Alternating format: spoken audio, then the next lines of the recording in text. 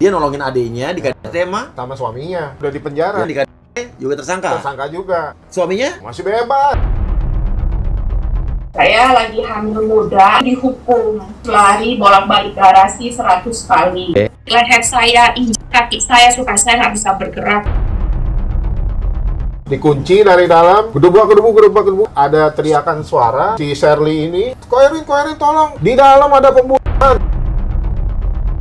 Suami saya ini mendorong kakak saya, punggungnya itu terhantam ke anak tangga. Dia juga leher saya, dia pakai kakinya tuh menjepit kedua kaki saya di anak tangga. Nah, berani lapor polisi, kalian ku buat mati.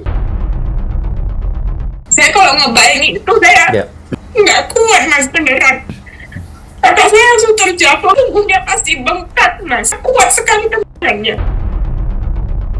Mana keadilannya? Bukan teroris, bukannya seorang narkoba, bukan atas perbuatan yang tidak dia dibayar berapa sama? Diviralkan muka istri saya, muka anak saya, nah, nggak usah dipeluk bu.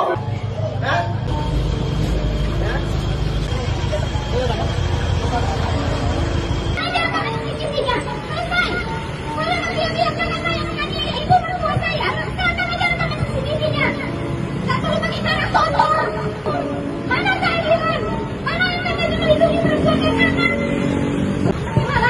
Sebaliknya, yang dilindungi adalah orang-orang yang punya uang, yang bisa membeli hukum di Indonesia. Oke, tadi itu yang baju kuning itu siapa? Istri saya, Bang. Itu tadi lagi mau ditangkap, mau ditahan. Sekarang di penjara. Sekarang udah di penjara. Ditahan gara-gara nolongin adiknya. Adiknya yang di KDRT. Oke, dia nolongin adiknya di KDRT sama suaminya. Tapi justru nolongin malah di penjara dia. Istri bapak nih, Iya. gara-gara nolongin adiknya. Iya. Nah, sekarang adiknya nih cewek juga. Adiknya cewek, adiknya istrinya yang di KDRT nih, cewek. Mau di penjara juga. Sekarang statusnya apa? Tersangka, bahkan nggak boleh kemana-mana. Oke, jadi yang nolongin istri bapak, yang nolongin yang di KDRT ini, sekarang udah di penjara. Udah di penjara. Dia tersangka. Tersangka. Yang ditolongin yang di KDRT juga tersangka. Tersangka juga. Udah jadi nggak boleh kemana-mana, belum ditahan. Tahanan kota apa pak? Tahanan kota lah ibaratnya. Bukan. Oke, jadi yang di KDRT yang nolongin sama-sama malah jadi di penjara, tersangka. Tersangka dan terpidana. Terpidana. Istri saya terpidana. Yang suaminya? Oh, masih bebas. Loh, yang KDRT siapa? Suaminya. Aduh, gitu. Jadi yang laporin istri bapak nih, yang nolongin sama yang laporin istrinya siapa? Yang itunya mertua istrinya, adik istri saya. Berarti orang tuanya si cowok, orang tuanya si suami. Lu gimana sih? Jadi yang KDRT nggak di penjara? Nggak penjara. Oke, ini di mana kejadiannya? Di Cemara Asri. Di mana? Di Medan. Oke, ketemu lagi bersama saya Uya Kuya atau Surya Utama SIP, Sarjana Ilmu Politik Universitas Indonesia, selaku juga anggota DPR RI Komisi 9 dari fraksi PAN Partai Amanat Nasional di LBU Lembaga Bantuan Uya. Ini ada beritanya, kita baca ya. Diduga ada permainan, Polrestabes Medan tetapkan istri sebagai tersangka penganiayaan suami. Loh, jadi dia jadi tersangka karena menganiaya suaminya. Dituduh menganiaya suaminya. Padahal sebetulnya dia yang Oke, babak belur, dikeroyok, korban dijebloskan ke penjara. Hentikan kasus pengeroyokan, polisi malah penjarakan korban. Oke, jadi kita juga terhubung juga dengan Shirley ya. Iya. Selaku korban KDRT-nya ya. Ini dengan kuasa hukumnya dengan Bapak Johnson ya. Siap. Oke, halo Bu Shirley. Ya, halo Mas Uya. Oke, Bu Shirley ini berapa tahun menikah dengan suami Anda nih? Ceritakan laporan dari tahun 2011 ya Mas. Oke. Ini udah hampir 13 tahun. Mengalami KDRT ini sudah berapa kali? Udah sering Mas, dari dulu tuh lebih ke KDRT psikis. Oke. Jadi lama-lama sampai inilah puncaknya 5 April tahun lalu itu. Dan udah mulai main tangan, udah mulai main fisik gitu. Oke, fisik mulai 5 April tahun lalu 2024 berarti ya? Oke. Ya, dari mulai Januari. Oke, paling parah apa? Pernah diapain? Paling parah itu waktu 2018. Iya. Saya lagi hamil muda, anak kedua. Gara-gara salah sedikit aja, hal simpel, saya itu dihukum. Saya harus lari bolak-balik garasi 100 kali. Oh, kayak dalam kondisi hamil ospek 2 ya? minggu. Dalam kondisi hamil 2 minggu suruh lari bolak-balik berapa kali? 100 kali. Katanya karena ada kesalahan saya yang ya kan gini, selama kita berhubungan itu saya nggak diizinin untuk ngomong sama orang, nggak diizinin. Maksudnya kalau misalnya berpapasan sama lawan jenis, saya harus menghindar dengan cepat gitu. Jadi karena saya kurang cepat pas jalan-jalan di mall, jadi saya pulangnya dihukum seperti itu. Jadi untuk melatih saya bisa jalan cepat gitu. Oh, apa suami Anda apa nih? Angkatan atau badan intelijen atau mungkin pasukan khusus apa nih? Kerjaannya apa sih? Pekerjaannya hanya ini sih, pengusaha komputer aja, pengusaha komputer. Cuman memang sifatnya itu memang dari dulu dia suka mengekang. Itu. Jadi pencemburu juga iya. Dan terakhir pas 2018 itu kita sempat pisah rumah beberapa bulan gara-gara dia juga hampir non saya. Jadi besoknya saya kabur ke rumah orang tua. Paling parah apalagi pernah kekerasan fisik yang kamu alami, Shirley? Ya itu di bulan Januari 2024. Saya pernah dibuat bam muka tangan saya. Terus berlanjut di Februari, Maret juga ada kita bertengkar, dan puncaknya di itulah 5 April. Itu kamu nggak pernah? Si 4 April. Nggak pernah lapor polisi, nggak pernah visum? Nggak pernah, Mas, karena saya kan niatnya mau baik-baik, mau dia berubah, jadi saya nggak ada niatan mau lapor. Kejadian yang hari itu sampai kakak kamu akhirnya jadi tersangka itu, sekarang di penjara tuh gimana? Gara-gara apa ributnya? Gara-garanya dia sih permasalahannya gara-gara saya di rumah itu suka dengar lagu rohani gitu. Terus dia kenapa? Saya juga kurang tahu ya, Mas ya. Karena kan sebenarnya saya ini bukan dari agama Kristen, saya ini Buddha. Jadi di tahun 2023 itu saya mengalami Tuhan. Jadi saya memutuskan untuk dibaptis. Ya memang juga mungkin udah jalannya Tuhan yang di saya ya. Nah di Natal 25 Desember 2023 itu akhirnya saya dibaptis. Kemudian ketika saya kembali ke rumah, dia nggak setuju bahwasannya saya tuh tiba-tiba pindah agama tanpa seizin dia.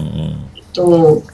Jadi dari situlah ketika saya dibaptis, dia kayaknya nggak bisa mengekang saya lagi. Tanggal 4 April malam kita kan bertengkar. Sempat terjadi kekerasan fisik dan dia mecahin handphone saya sampai rusak. Jadi malamnya itu saya langsung nyari handphone bekas saya untuk mindahin gitu kan, untuk berusaha menghubungi kakak saya. Nah permasalahannya hanya sepele, gara-gara saya udah malam, dia bawa anak-anak turun ke bawah, sedang anak-anak kan besok mau sekolah, jadi saya inisiatif turun, saya bilang saya mau bawa anak-anak naik, waktunya tidur, tapi sambil buka lagu rohani kecil-kecil seperti biasa ya kan. Jadi dia tuh nggak senang, dia bilang udah kamu keluar aja gitu, nggak usah urusin anak-anak segala macem. Terus saya bilang saya nggak mau, saya mau bawa anak-anak ke atas tidur. Terus saya bilang matiin ya lagu kamu ya. Saya bilang nggak ada urusannya, sekarang saya mau keluar, saya nggak mau lama-lama di sini. Ya udah dia mulai ngamuk, dia mecahin handphone saya sampai handphone itu nggak ada bunyi lagi, nggak ada lagunya lagi, baru dia dorong saya ke pintu, leher saya, kaki saya, supaya saya nggak bisa bergerak gitu-gitu. Jadi dia mau kamu gara-gara kamu dengerin lagu rohani.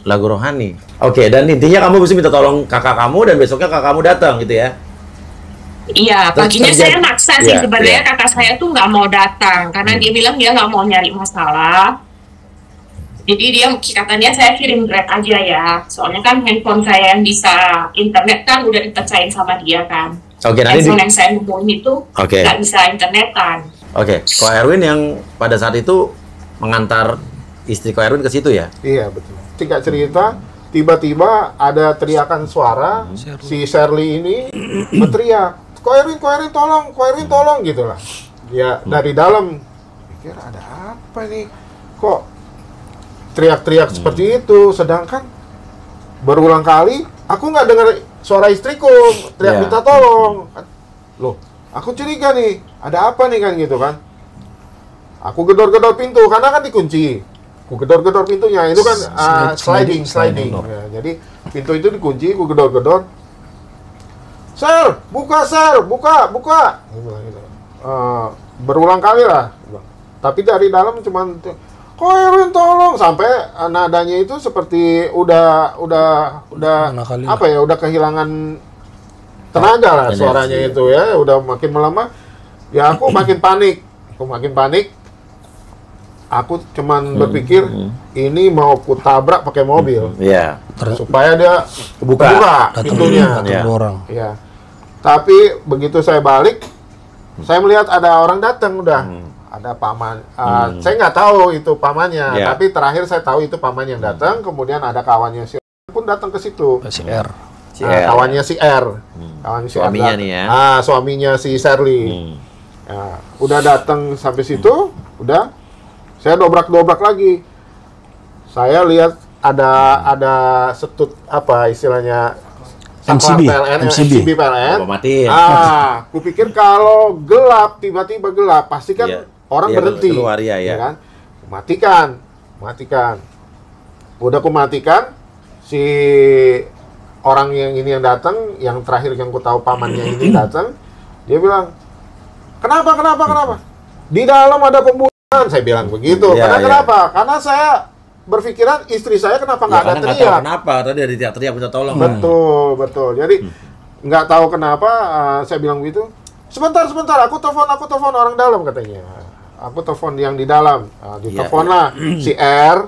Nggak angkat. Iya. Kemudian ditelepon lah mamanya si R. Akhirnya diangkat. Buka katanya. Begitu turun dah dibukanya. Nah, udah dibuka, udah masuk. Entah gimana ceritanya, saya nggak ikut masuk. Saya di luar. Saya bilang, udah kalian keluar aja. Saya bilang gitu. Kalian keluar, baru nanti urusannya kita di luar, baru terang-benderang. Mas Erwin, itu kan datang bersama kakak kamu ke sana. Katanya Mas Erwin nunggu di luar, kakak kamu masuk ke dalam. Tapi dikunciin. Nah, yang terjadi di dalam sebetulnya apa? Sampai akhirnya kakak kamu sekarang di penjara nih. Jadi di dalam itu ya terjadi penganiayaan, Mas. Iya. Waktu itu begitu masuk, saya kan ke atas sama kakak saya mau menjemput anak saya yang sedang tidur. Waktu itu kan masih pagi-pagi ya. Iya. Jadi saya turunin, kan anak saya ada dua tuh. Satu umur 5 tahun, satu 1,5 tahun waktu itu. Jadi saya gendong si kecil, maksud saya mau suruh kakak saya tuh menggendong anak saya yang kedua itu. Nah begitu dipegang, si suami saya ini langsung nggak senang dan mendorong kakak saya sehingga terjatuh. Sama anak saya juga terjatuh. Oke, yang didorong tuh berarti kakak kamu didorong suami kamu ya? Iya, pas itu di tangga ya. Kita posisinya itu di tangga. Jadi begitu didorong, saya bilang, kok kamu gitu sih, kasar gitu kan, segala macam. Terus dia juga mendorong dada saya ke belakang. Dia bilang, diam ya kamu ya. Nah, karena dia mendorong dada saya hampir jatuh. Maksudnya mau menyeimbangkan diri saya supaya nggak terjatuh. Saya teraih kacamatanya itu. Kacamatanya itu pecah di tangan saya. Iya. Terus dia ngamuk dan mencekik leher saya. Oke. Nah, dalam posisi kakak saya yang terjatuh, dia berusaha berdiri untuk menolong saya karena melihat saya terjepit sama suami saya. Iya. Begitu dia bilang, hei jangan main, dia langsung, apa kamu? Menendang kakak saya dan kakak saya tuh jatuh ke anak tangga. Jadi punggungnya tuh terhantam ke anak tangga. Terus? Jadi saya kalau ngebayangin itu saya langsung nggak kuat, Mas, beneran. Tadi ngedengar kok Erwin cerita aja tuh saya langsung mau berlinang air mata. Kakak saya langsung terjatuh, saya langsung bisa ngebayangin itu punggungnya pasti bengkak, Mas. Karena kuat sekali tendangnya. Terus begitu melihat celah, saya langsung berusaha kabur kan, Mas. Itu turun, waktu itu posisinya saya lagi di tangga lantai 2, mau turun ke bawah untuk minta pertolongan. Tapi dia sempat menarik punggung saya yang saya kenakan. di tangga lantai 1. Waktu itu kita juga sempat tarik-tarikan sambil mengganggan anak tangga, tapi dia langsung turun menghalangi saya di depan. Turun menghalangi saya, terus dia juga saya terpaksa duduk kan di anak tangga itu, karena posisi saya juga sedang menggendong anak saya yang paling kecil. Saya takut dia terjatuh, jadi saya juga dudukin dia di atas saya. Dia pakai kakinya tuh kedua kaki saya di anak tangga itu, jadi sehingga betis saya juga memar, pinggul saya sebelah kiri juga memar. Terus ketika saya menjerit tolong gitu kan, dia juga leher saya lagi gitu, leher saya lagi. Dan kakak saya juga waktu itu posisinya sama ibu mertua saya yang lagi di lantai 3. Jadi menurut cerita kakak saya, dia itu ditarik ke bawah untuk turun sama ibu mertua saya. Oh, ibu mertua kamu ikut-ikutan juga? Terekam ya Mas, ada CCTV-nya, tapi sampai hari ini dia nggak menyerahkan soal kejadian di lantai 2. Dan polisi juga tidak berusaha mengambil itu? Tidak sama sekali. Jadi untuk menangkap kakak saya itu hanya berdasarkan bukti video 8 detik di mana terlihat ibu mertua saya itu yang menarik kakak saya turun, tapi diputar kakak saya yang menarik ibu mertua saya dan menghajar dia di situ. Harusnya kalau polisi tidak terlihat lagi. Harusnya kalau polisi penyidik yang benar ambil tuh CCTV, jangan nunggu hilang dulu. Ya kan? Ada apa juga pertanyaannya, kenapa kalian nggak ngambil CCTV yang ada dalam rumah dan justru alat bukti? Ini perlu dipertanyakan, ada apa dengan kalian para penyidik yang menyidik kasus ini, betul nggak? Ini akan saya langsung teruskan ini ke Propam, ke Bareskrim, ke Kapolri juga. Ya. Saya sudah laporkan itu. Iya, nanti saya atensi juga. Walaupun saya bukan Komisi 3, tapi saya tetap urusin. Intinya pada saat itu ibu mertuanya apa lagi yang dilakukan ibu mertuanya apa lagi? Yang dilakukan ibu mertua aku merekam kejadian itu pakai handphonenya. Nah, itu yang dijadikan alat bukti seolah-olah kakak kamu yang mengajar mereka gitu? Enggak, yang dijadikan alat bukti itu adalah CCTV yang di ruang tamu. Iya. Di ruang tamu, video 8 detik itu. Iya. Bukan handphone dia, malahan dia mengakunya dia tidak merekam apapun dengan handphonenya. Padahal saya dan kakak saya itu melihat bahwasannya dia sedang merekam. Entah sambil ngoceh-ngoceh, ini ya ada ini orang masuk segala macam. Padahal di situ terlihat kalau si itu menendang kakak saya setelah mendorong kakak saya jatuh ke anak tangga, dia juga menginjak tangannya, dia juga menendang lututnya, kedua lututnya itu sampai bengkak loh Mas. Kalau polisi yang benar harusnya juga bisa mengambil handphone tadi. Betul. Kalaupun dihapus bisa diekstraksi. Polisi kita canggih-canggih loh. Iya. Oke, dan habis itu katanya ada apa? Akhirnya kejadiannya berakhir dengan bagaimana di situ? Di situ berakhir ya itulah pas Ko Erwin sudah menutup stut. Jadi ibu mertua saya ngotot untuk turun. Iya.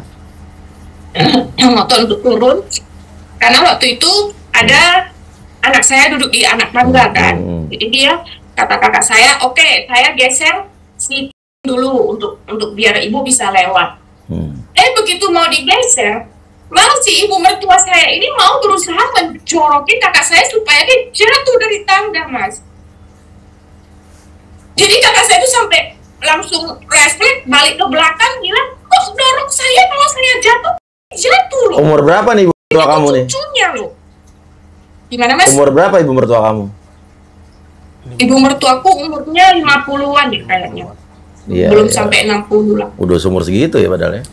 Oke, terus? Iya, makanya saya nggak habis pikir. Kemudian dia juga ngambil sapu, pas di samping dia tuh dia mau bunuh kakak saya. Tapi dibalikin di laporan Polrestabes, malah kakak saya yang mau dia yang pakai sapu. Oke. Intinya adalah sekarang justru menurut kamu kenapa bisa justru kakak kamu yang sekarang jadi tahanan, dia tersangka, kamu juga katanya jadi tersangka juga gitu ya? Iya, jadi begitu. Itu ternyata malamnya mereka sudah buat laporan. Ibu mertua saya melaporkan kakak saya bahwasannya kakak saya itu menganiaya dia. Sampai kena ulu hatinya, sampai dia nggak bisa bergerak lah, lemas lah. Karena mereka tidak suka, dari dulu suami saya itu selalu menjaga jarak saya dengan saudari-saudari saya. Iya. Gitu. Jadi dia tuh nggak suka, dia maunya membenam kakak saya gitu. Jadi langsung dilaporkan dan tanggal 8 itu kakak saya langsung masuk. Langsung ditersangkakan. Saya yang bahkan di situ aja nggak pernah dipanggil untuk buat laporan. Ya kamu kenapa, kan pertanyaan saya, kenapa kamu nggak dari awal dulu ngelapor duluan itu kan? Tapi tadi karena maunya loh Mas, iya, tapi iya. kan kita sudah berdamai. Iya. Terus yang kita pikirin juga banyak, dari mulai orang tua, kasihan nanti kepikiran. Karena mama saya kan punya penyakit jantung. Iya, iya. Terus anak-anak juga masih kecil. Jadi yang kita pikirin itu banyak Mas. Iya, paham. Karena kalau berurusan sama polisi itu nggak akan pernah singkat. Pasti banyak aja masalahnya gitu. Jadi kita menghindari dan kita juga berpikir kita udah berdamai. Karena setiap kali kita ada bertengkar, saya ada pulang ke rumah orang tua, selalu yang mendamaikan kita itu adalah pamannya ini. Yang dibilang Ko Erwin, yang ketemu sama Ko Erwin itu, selalu setiap tahun dia yang mendamaikan kami. Dia dengan mamanya selalu datang, minta maaf, berjanji, segala macam, udah selesai. Dan kan dia bilang, jangan lagi berurusan sama polisi. Yang berurusan polisi sama, urusan sama saya kan. Jadi ya udah, kita juga mikirnya itu loh Mas, kita nggak mau nyari masalah. Jadi malam itu setelah kejadian itu kamu diajak damai, jangan sampai ini masalah polisi, tapi justru mereka malah ngelapor polisi gitu ya? Iya benar. Oke, paham. Singkat cerita, diundanglah orang tuanya si Sherly, keduanya. Diundang, datang. mertua saya. Mertua saya datang, udah terjadilah perdamaian di situ. Seolah-olah didamaikan. Pamannya ini bilang, kita damai ya. Tidak ada lapor-lapor polisi. Kalau berani lapor-lapor polisi, urusan sama saya. Berani lapor-lapor polisi, kalian ku buat mati. Terus? Udah? Disaksikan sama mertua saya. Kedua orang tuanya si Sherly. Saya pulang dengan istri saya pulang. Mertua diajak makan. Mertua diajak makan Sama si diajak makan, gimana ceritanya, kemudian balik lagi, Sherly meminta izin sama si R, suaminya itu, untuk pulang ke rumah orang tuanya. Sakit. Karena dia bilang sama mamanya, "Ma, aku lemes, sakit." Ya udah. Akhirnya mamanya Sherly ini, mertua saya ini, izin ke suaminya si R. Udah diizinin, ya udah Ma, nggak apa-apa. Besok saya jemput. Kata si R. Nah, udah pulang ke rumah, udah semua, udah. Tiba-tiba tanggal 8. Tiba-tiba hari Seninnya tanggal 8. 3 hari setelahnya. 3 hari setelah kejadian. Istri saya di rumah saya didatangi oleh 5 anggota kepolisian Polrestabes Medan. Dijemput, dibilang mau ditanya-tanya. Sampai sana kita langsung dijemput nih. Langsung dijemput. Setahu saya tuh biasanya kalau ada laporan nanti dipanggil dulu. Ada gitu proses. Ya. Ada prosesnya. Ini Polres mana nih? Polrestabes Medan. Kita akan pertanyakan juga ya. Kalau ada sampai dugaan yang nggak benar, saya akan laporkan ini ke Propam. Saya langsung ke Barreskrim atau ke Kapolri nanti. Atau ke Kapolda Sumatera Utara juga. Pada dugaan itu ya. Oke, lanjut terus. Jemput diperiksa di Polrestabes Medan. Langsung dia bisa keluar. Langsung ditahan. Jadi langsung didatengin polisi nih. Iya. Dari anggota Polrestabes Medan langsung datang jemput gitu ya. Langsung datang jemput, Pak. Hebat. Tadi ini Polrestabes Medan di satu sisi perlu ada apresiasi juga, menangani kasus cepat sekali ya. Cepat sekali. Lapor langsung dijemput, nggak pakai surat ya. Pakai surat. Harus ditiru nih Polres-Polres lain nih ya. Keren banget ya kan. Udah, kalau pembunuhan perlu diperiksa, ini nggak perlu. Jadi ini bukan satir loh, ini bukan satir. Bukan. Jadi udah dijemput, tidak bisa penangguhan. Saksi si Sherly pun tidak diperiksa. Langsung masuk tahti. Tahanan titipan ya. 9 hari. Kemudian hebat ya ini yang lapornya. Karena istri saya sebetulnya hari Senin saya mau ke rumah sakit, mau periksa, Visum, ya? Bukan waktu itu saya udah nggak niat laporin, Iya, ya udah kan? damai. Karena udah damai, udah saudara, udah damai. Iya. Saya cuma mau ke rumah sakit, tiba-tiba ditahan. Akhirnya di Tahti itu istri saya udah nggak kuat, Dibantarkan. masuk dibantarkan rumah sakit Bayangkara. 9 9 hari hari, 8 8 malam Hmm. dirawat di rumah sakit Bayangkara. Hmm. Tapi ya tetap akhirnya dia juga yang dikorbankan. Akhirnya pokoknya yang di penjara istri Nah, bapak yang istri nolongin saya- adiknya. iya. adik-adik.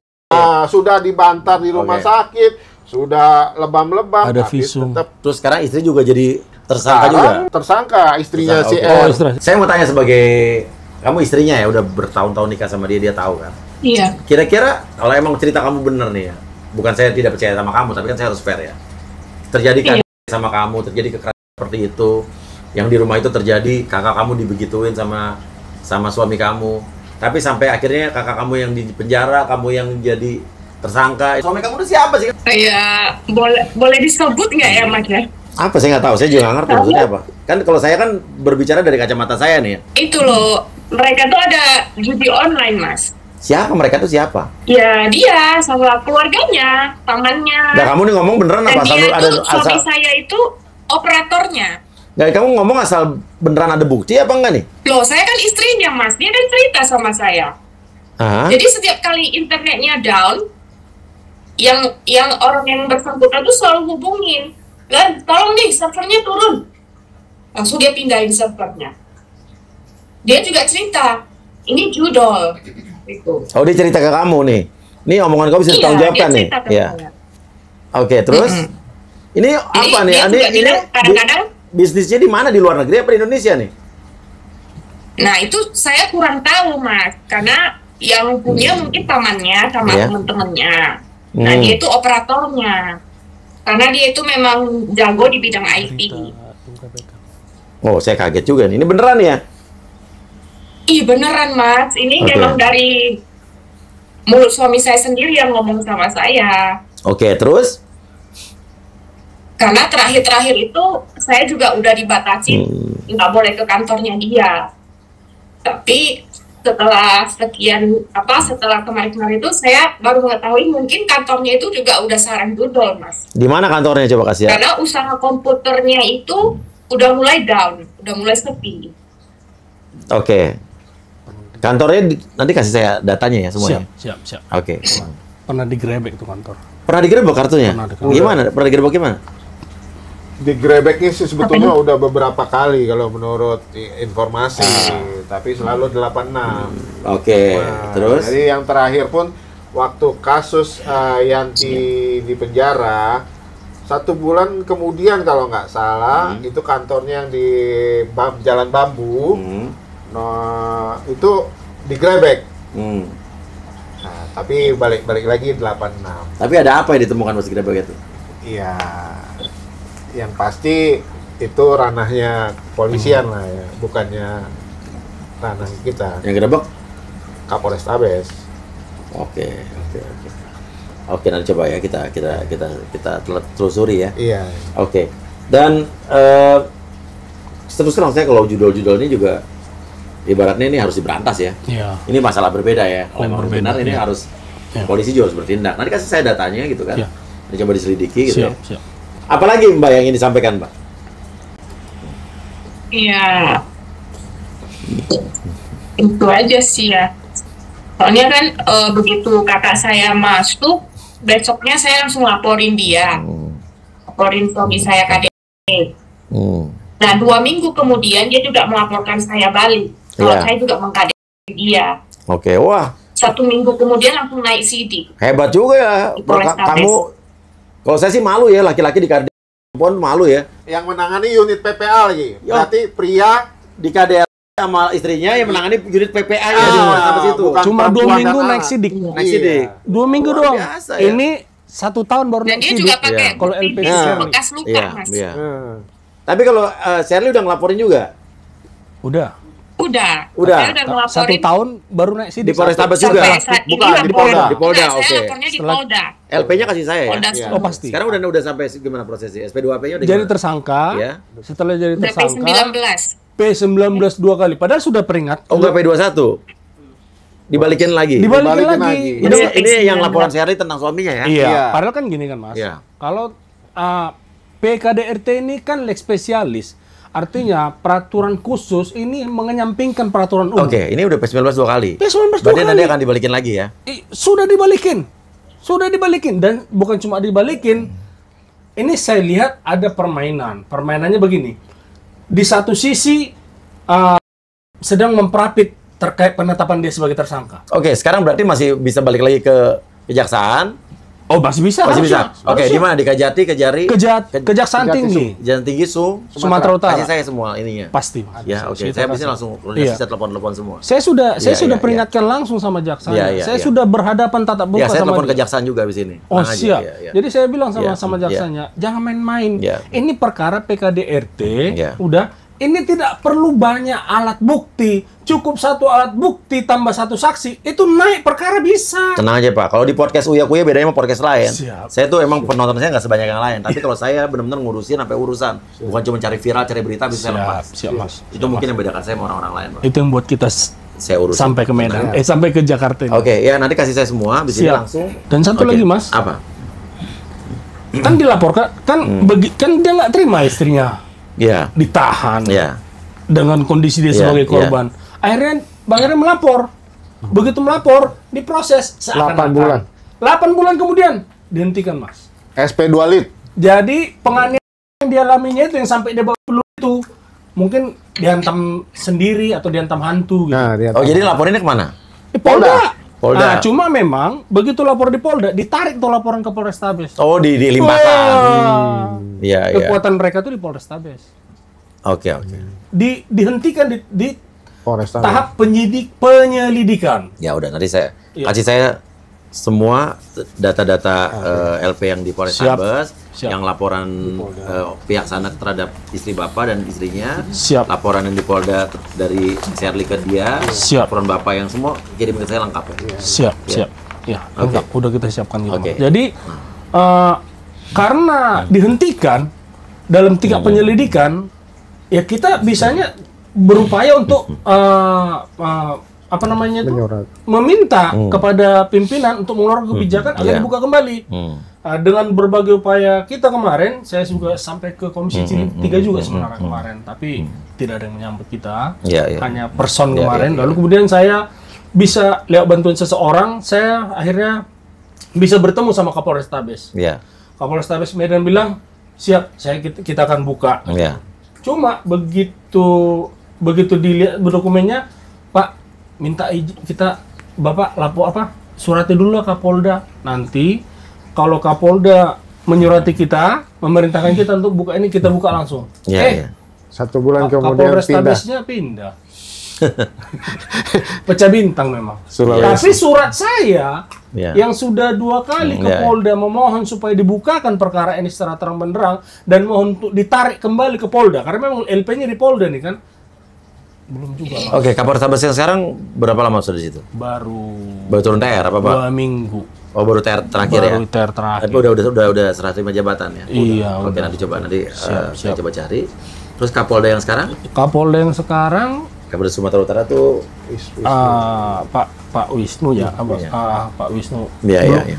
Saya nggak tahu macetnya di mana. Mungkin nggak nyampe ke meja Bapak ini. Iya, iya, iya. Saya informasinya Bapak ini kan orangnya tegas juga nih. Iya, iya, makanya ya. Tapi pasti nggak nyampe nih di nggak bawah-bawah aja doang nih. Iya, sepertinya Iya, nggak iya, nyampe iya. Mas surat Oke, oke. surat saya itu. Ya udah, sekarang intinya istri Bapak sudah berapa lama di tahanan? 4 bulan setengah. 4 bulan setengah di tahanan. Iya. Satu Oke. setengah lagi. Terus Sherly sekarang ibaratnya tahanan kota apa gimana Sherly? Apa ditangguhkan atau gimana? Penangguhan, Mas. Penangguhan penahanan.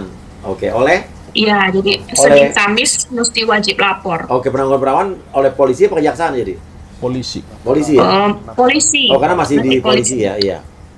Iya. Oke. Oke, udah nanti saya coba Iya. kasih datanya lengkap. Jadi saya juga sudah protes Mas Iya. kemarin itu. Kenapa penyidik tidak menarik semuanya, menyita semuanya CCTV pada akhirnya setelah saya berdebat saya laporkan itu karena di situ ada dugaan menghilangkan barang bukti. Iya. Dan itu 12 tahun penjara, Mas. Oke. Ancamannya. Bapak laporin kemana? Polda. Propam Polda. Bukan, Polda. Polda. SPKT. Masih Oh. SPKT. Oke, ngelaporin si dulu nih. Oh, si nanti suaminya pengembangan dia. dong. Oke, nanti oke, pengembangan dong harapan kita. Iya. Kalau memang terbukti rekan-rekan penyidik di Polrestabes juga terlibat, proses mereka. Ya. Baru 2 minggu LP-nya. Oke. Siap. Oke, ya udah. Mbak Sherly, intinya Mbak Sherly harus kuat, ya. Iya, Mas. Saya percaya bahwa apalagi Presiden Prabowo kemarin terakhir pidato kenegaraan sebelum di sidang tahunan MPR, dia ingin serius ya untuk apapun ya. Betul. Ya, intinya kita percaya bahwa kalau kepolisian juga pasti akan presisi.